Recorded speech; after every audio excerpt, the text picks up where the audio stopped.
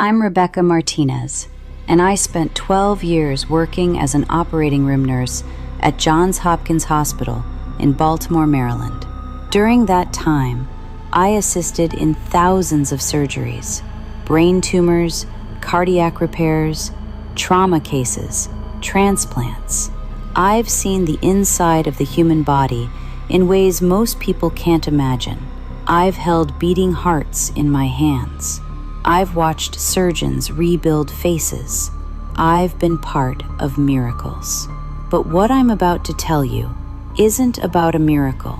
It's about the night an entire surgical team shared the same impossible memory of a surgery that, according to every record, every piece of evidence, and every law of physics, never actually happened.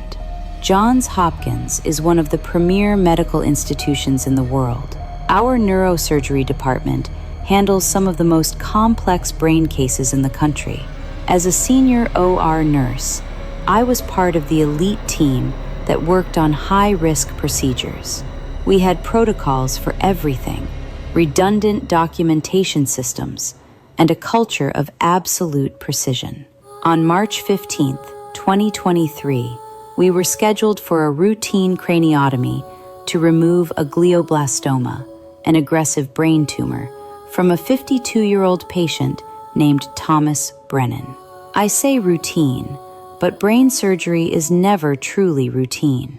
Every case is life or death. Every millimeter matters. The surgery was scheduled to begin at 2 p.m. Our team assembled in Operating Room 7, the largest neurosurgical suite in the building. Dr. Robert Jameson was the lead neurosurgeon, a man with 28 years of experience and hands steadier than anyone I'd ever worked with. Dr. Patricia Chen was the assistant surgeon, brilliant and meticulous. Our anesthesiologist was Dr. David Kumar, with whom I'd worked for 7 years. The surgical technician was James Rivera. The circulating nurse was Amanda Foster, and we had 2 residents observing, Dr. Lisa Park and Dr. Michael Stone. 8 people total in that operating room. 8 people who would later swear they remembered every detail of a 6-hour surgery. I remember the pre-op briefing. Dr. Jameson showed us the MRI scan, pointing to the tumor's location in Thomas Brennan's left frontal lobe. It was large, roughly 4 centimeters, dangerously close to critical motor function areas. The plan was clear: achieve maximum tumor removal while preserving neurological function. We discussed contingencies, marked our instruments, and confirmed our counts. Thomas Brennan was wheeled in at 1:47 p.m. I remember speaking to him briefly before Dr. Kumar administered the anesthesia. Thomas was a high school English teacher, terrified but trying to be brave. He asked me if I'd ever lost a patient during brain surgery. I told him the truth. Yes, but not often, and not today. Dr. Kumar induced anesthesia at 1:55 p.m. I watched the monitors as Thomas's consciousness faded, his breathing taken over by the ventilator. We positioned him carefully, head secured in the Mayfield clamp, surgical site prepped and draped. Dr. Jameson made his first incision at 2:11 p.m. What happened over the next 6 hours is burned into my memory with absolute clarity. I can tell you every instrument I handed to Dr. Jameson. I can describe the appearance of Thomas Brennan's brain tissue, the vessels we cauterized, the tumor mass we carefully dissected and removed. I remember Dr. Chen's steady hands, working alongside Dr. Jameson. I remember James calling out instrument counts. I remember Amanda documenting every step in the surgical log. I remember the tumor. God help me. I remember holding the specimen container, seeing the grayish-pink mass of malignant tissue that we'd removed from Thomas Brennan's brain. I remember labeling it, preparing it for pathology. I remember the weight of it in my hands. The surgery was complex. At one point, around hour 3, we encountered more bleeding than expected. Dr. Jameson remained calm, calling for additional hemostatic agents, working methodically to control the bleeding. I remember the tension in that room, the focused silence, broken only by the rhythmic beeping of monitors and the quiet instructions from the surgeons.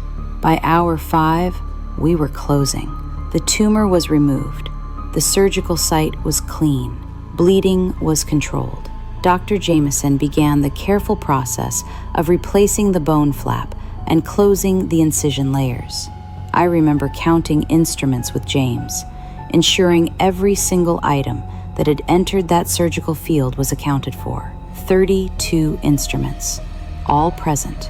Count confirmed. Dr. Kumar began the process of bringing Thomas out of anesthesia. We extubated him carefully. I remember watching his eyes flutter open, watching him respond to simple commands. Squeeze my hand. Wiggle your toes. Good. All good.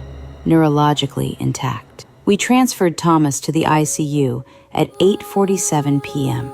6 hours and 36 minutes of surgery. Successful. Clean. By the book. I remember stripping off my surgical gown, my scrubs soaked with sweat beneath. I remember the exhaustion, the kind that settles into your bones after hours of standing, of intense concentration. James and I finished the final documentation, instrument counts, specimen handling, post-op notes. Everything checked out. Everything was perfect. I drove home that night at 10:15 p.m. I remember stopping at a drive-thru because I was too tired to cook. I remember sitting in my apartment, eating a cold burger, feeling the familiar satisfaction of a successful surgery. I called my sister, told her about my day. Long surgery, but the patient did well. I took a shower and fell asleep around midnight. The next morning, March 16th, I arrived at the hospital at 6:30 a.m. for the day shift. My first stop was always the ICU, to check on my surgical patients from the previous day. I wanted to see how Thomas Brennan was recovering. I found his room number from the surgical schedule and walked to ICU bed 12. The bed was occupied, but not by a post-operative craniotomy patient. There was an elderly woman with pneumonia. I checked the board. Thomas Brennan wasn't listed anywhere in the ICU. I felt a flutter of concern. Had he been transferred already? Had there been complications overnight? I went to the nurse's station. Excuse me, I'm looking for Thomas Brennan. Craniotomy patient from yesterday? Should be in ICU? The charge nurse, someone I'd worked with for years, looked at me with confusion. Thomas Brennan? I don't have any craniotomy patients from yesterday. Are you sure about the name? Positive. OR7, Dr. Jameson. Glioblastoma removal. 6-hour surgery. She pulled up the computer system, scrolled, frowned. Sarah, there's no record of that surgery. Are you sure it was yesterday? My stomach dropped. Let me check the OR schedule. I pulled out my phone, accessed the hospital system. OR7, March 15th, 2 p.m. The slot was listed as scheduled, Brennan, Thomas, craniotomy for tumor resection, Dr. Jameson. But the status field said, canceled, patient no-show. That's impossible. I was there. We did the surgery. I assisted for 6 hours. I went directly to OR7. The room was clean, prepped for the day's first surgery. I found the charge desk for the operating room. I need to see the surgical log from yesterday, OR7, the Brennan craniotomy. The OR coordinator pulled up the digital records. Rebecca, that surgery was canceled. Patient didn't show up for admission. Dr. Jameson's team was released at 2:30 p.m. That's not possible. I was there. We operated for 6 hours. She looked at me with genuine concern. Are you feeling okay? There's no record of that surgery taking place. I felt like the ground was shifting beneath my feet. I called James Rivera, my surgical tech from the previous day. James, the Brennan craniotomy yesterday. Do you remember it? Of course I remember it.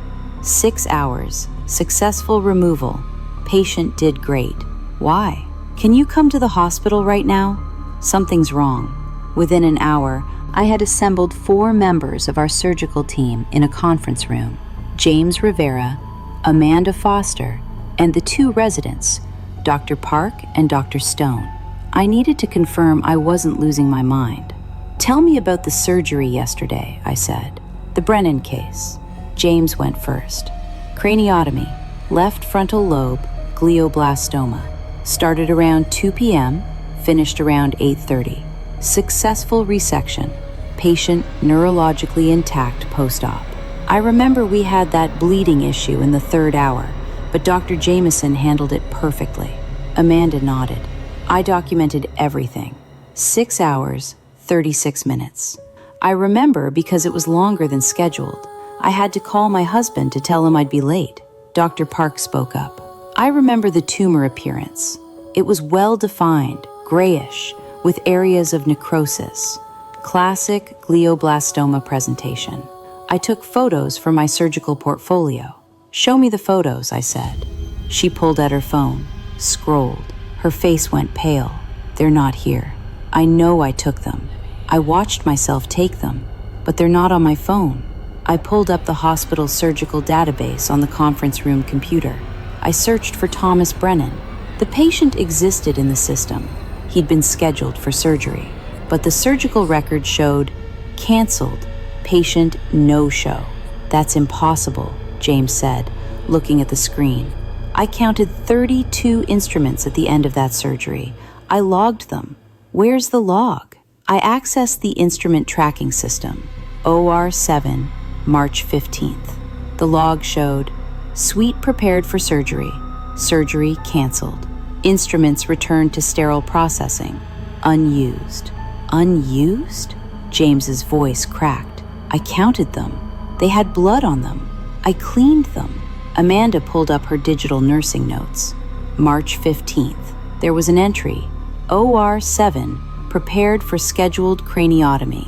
Surgery canceled at 2:30 p.m. due to patient no-show. Suite cleaned and reset. "I didn't write that," Amanda said. "I mean, I remember writing it, but I remember writing a completely different note. Post-operative note about patient transfer to ICU. Neurological status intact. Vitals stable." I called Dr. Chen, our assistant surgeon. She arrived 30 minutes later, still in her clinic coat. I explained the situation. She looked at us like we were insane. "The Brennan surgery? Of course I remember it. I assisted Rob for 6 hours yesterday. Beautiful dissection, clean margins." "Why are you asking?" "Patricia, there's no record of the surgery. According to the hospital system, it was canceled." She pulled out her phone, opened her personal calendar where she logged her surgical cases. March 15th, 2 p.m., Brennan craniotomy, OR7, assisted Dr. Jameson. Success. Then, she pulled up the hospital system. Her official surgical log for March 15th showed no cases scheduled. Her hands started shaking. I wrote the surgical report. I dictated it. I remember every word. "Can you access it?" She tried. No surgical report existed for Thomas Brennan on March 15th.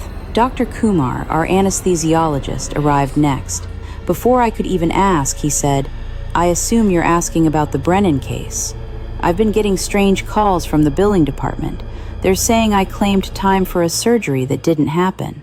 Do you remember it, David?" Every minute. 6 hours, 36 minutes of anesthesia time.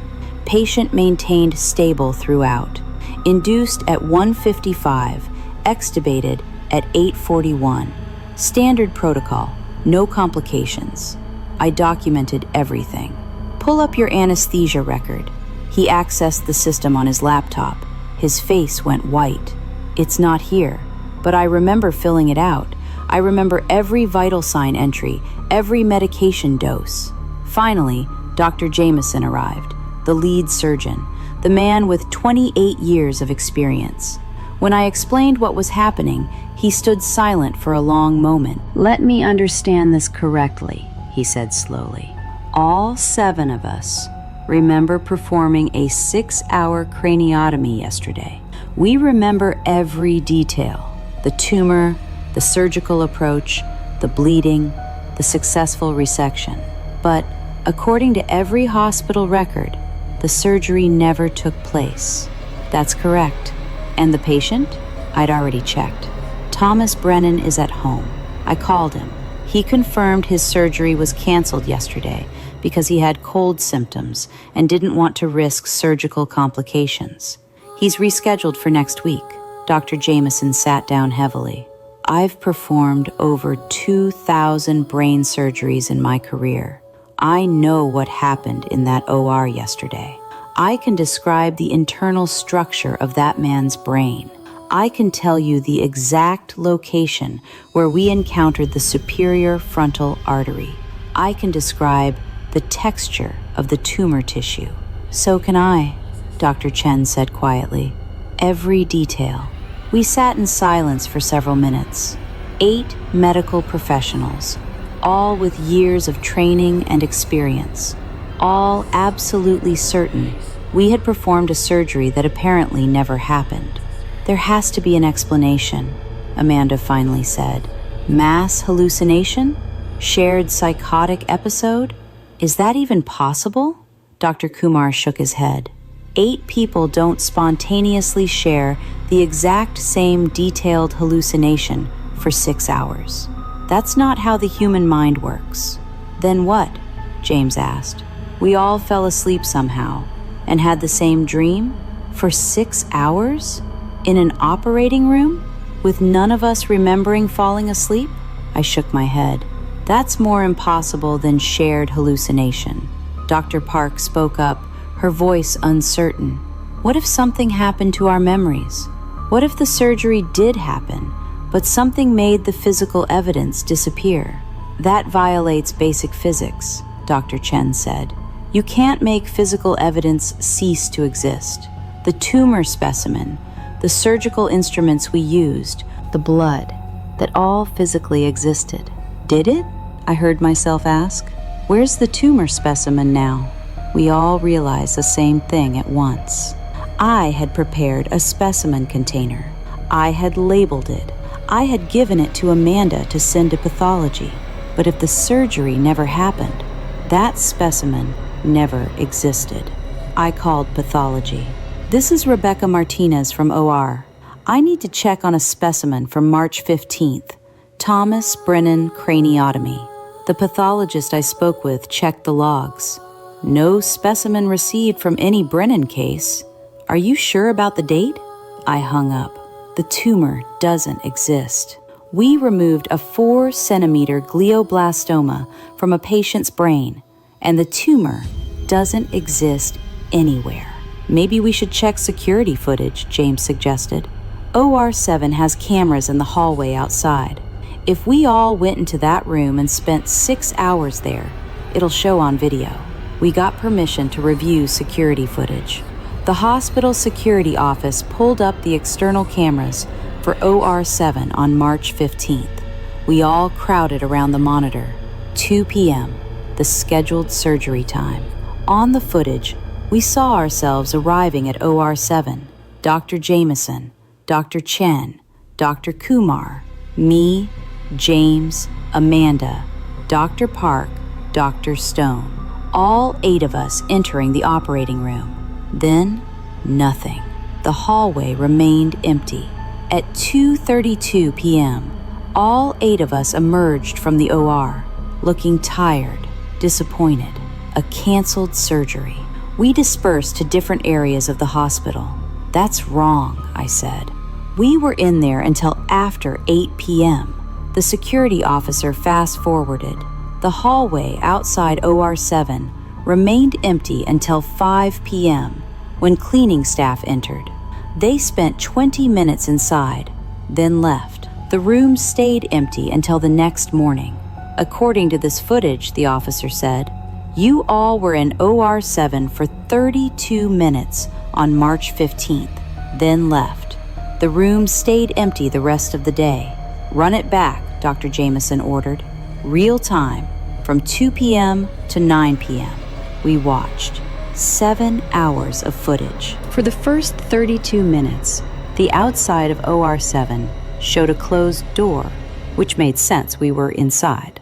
Then, all 8 of us emerged and left. The door remained closed, but the room was empty for the rest of the night. We didn't leave at 2:32, James insisted. I remember it getting dark outside. I remember looking at the clock on the wall multiple times. I remember we finished at 8:47. Dr. Chen pulled out her phone. I texted my wife at 8:30 p.m., telling her I'd be home late. Let me show you. She opened her messages. March 15th, there was a text to her wife, but it was sent at 2:25 p.m. Surgery canceled. Heading home early. I didn't send that, Dr. Chen whispered. I remember sending a different message. Late surgery, successful case. One by one, we checked our phones. Every one of us had some kind of digital record from March 15th that contradicted our memories. Texts sent during times we remembered being in surgery. Messages to family members saying the surgery was canceled. I had texted my sister at 2:35 p.m. Early day, surgery was a no-show. But I remembered calling her at 10:15 p.m., talking about the long, successful surgery. I need to leave, Dr. Park said suddenly. She looked pale, scared. This doesn't make sense. None of this makes sense. We can't just leave, I said. We need to figure out what happened. What if we're all still experiencing some kind of shared delusion right now? Amanda asked. What if this meeting isn't real either? That thought sent a chill through all of us. Dr. Jameson, always the rational one, tried to take control. Let's approach this systematically. We have 8 witnesses who share identical memories of an event. We have objective evidence, hospital records, security footage, digital communications that contradict those memories. Either our memories are false, or the objective evidence has been somehow altered. How do you alter security footage, hospital databases, and 8 people's personal phone records? Dr. Kumar asked. And why? What would be the purpose? I don't know, Dr. Jameson admitted. But I know what I experienced yesterday. I know the difference between imagination and reality. I performed surgery for 6 hours. I removed a tumor. I closed a skull. That happened. Then where's the evidence? Dr. Chen asked quietly. None of us had an answer. Over the next week, we all underwent psychiatric evaluations. None of us wanted to, but the hospital insisted. 8 staff members claiming to share memories of an event that didn't happen was a serious concern. Were we safe to practice medicine? Every evaluation came back the same. Mentally sound, no signs of psychosis, no indication of shared delusion disorder. The psychiatrists were baffled. We were all stable, rational people with no history of mental illness. Yet, we all insisted on the same impossible memory. The story leaked, of course. Within 2 weeks, it was hospital gossip. The surgical team that remembered a phantom operation. Some people were sympathetic. Most thought we'd had some kind of collective breakdown. I started researching. I spent every free hour looking for similar cases, and I found them. 3 documented cases in medical literature over the past 30 years. Surgical teams reporting detailed memories of procedures that had no physical evidence. In every case, the medical professionals involved were dismissed as experiencing stress-induced false memories. But I found something else too. In 2 of those 3 cases, the phantom surgery was later reported by patients who claimed they experienced the operation in dreams. Patients who had canceled surgeries, who never underwent the procedures, but who later described detailed surgical memories matching what the surgical teams reported. I located Thomas Brennan's contact information and called him. I didn't tell him what happened. I just asked if he'd experienced any unusual dreams around March 15th. There was a long pause. That's strange that you ask. I had the most vivid dream that night. I dreamed I had the surgery. I remember the operating room, the lights, going under anesthesia. I even remember waking up and a nurse telling me everything went well. It was so real that when I woke up the next morning, I was confused about whether I'd actually had the surgery or not. I had to check the hospital portal to confirm it had been canceled. I thanked him and hung up. Then, I called each member of our surgical team and told them what Brennan had said. We met one more time, all 8 of us, in that same conference room. Dr. Jameson brought a medical journal article about quantum consciousness theory. Dr. Kumar brought research on shared near-death experiences. Amanda brought printouts about parallel realities and quantum mechanics. What if, Dr. Chen said slowly, the surgery did happen, just not in this version of reality? That's not science, Dr. Jameson said. That's science fiction. So is 8 people sharing identical false memories of 6 hours that never happened, she countered. At least quantum theory provides a framework. You're suggesting we performed surgery in an alternate reality? James asked. I'm suggesting that maybe consciousness doesn't work the way we think it does.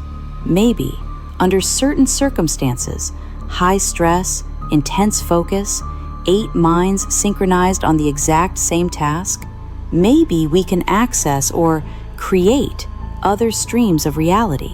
Maybe Thomas Brennan experienced the surgery in that same space. Maybe his consciousness was there with us. That's insane, Dr. Park said. Is it more insane than what we experienced? Dr. Chen asked. We never reached a conclusion. We couldn't, because the truth was, we had no explanation that made sense within the bounds of known science. I left Johns Hopkins 3 months later, not because I was asked to leave, but because every time I walked into an operating room, I questioned whether what I was experiencing was real. When I handed instruments to surgeons, I wondered if those instruments existed. When I saw patients wheeled into surgery, I wondered if they were really there, or if I was experiencing another phantom operation. How do you practice medicine when you can no longer trust your own perception of reality? Most of our team scattered.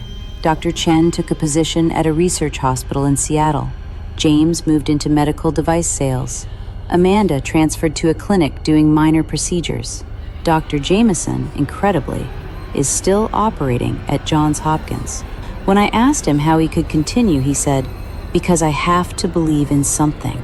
I choose to believe that most of what I experience is real, even if, once, for reasons I can't explain, it wasn't." I respect that, but I couldn't do it. I work now as a nurse educator, teaching surgical technique to nursing students. I tell them about sterile procedure, about instrument counts, about the sacred responsibility of documentation. I don't tell them that once, I participated in a surgery that left no evidence it ever occurred, except in the memories of 8 people who were there. Sometimes, I dream about that surgery. I see Thomas Brennan's tumor, feel the weight of the instruments in my hands. I see Dr. Jameson's careful dissection, hear the monitor's rhythmic beeping, and when I wake up, I have to remind myself that it didn't happen. According to every measure of objective reality, it never happened. But I know it did. We all know it did. The human brain is the most complex object in the known universe. We understand so little about consciousness, about memory, about the nature of reality itself. Maybe we crossed some threshold that night. Maybe, under the right conditions, human consciousness can create or access experiences that leave no physical trace. Or maybe 8 experienced medical professionals somehow suffered the same impossible delusion. I don't know which explanation frightens me more. What I do know is this. Somewhere in my apartment, in the back of my closet, I have a surgical glove. It appeared in my locker the day after the phantom surgery. It has blood on it, type AB positive, Thomas Brennan's blood type. I never told anyone about that glove. I've never had it tested, because I'm afraid of what the test might show. If the blood matches Brennan, then the surgery happened, and reality is more malleable than we ever imagined. If the blood doesn't match, then I somehow placed a bloody glove in my own locker and created false memories around it, which means I can't trust my own mind. Either way, the foundations of everything I thought I understood would crumble. So the glove stays in my closet, physical evidence of an impossible event, and I live with the uncertainty. Because sometimes, the most terrifying thing isn't not knowing the truth, it's being afraid of what the truth might be.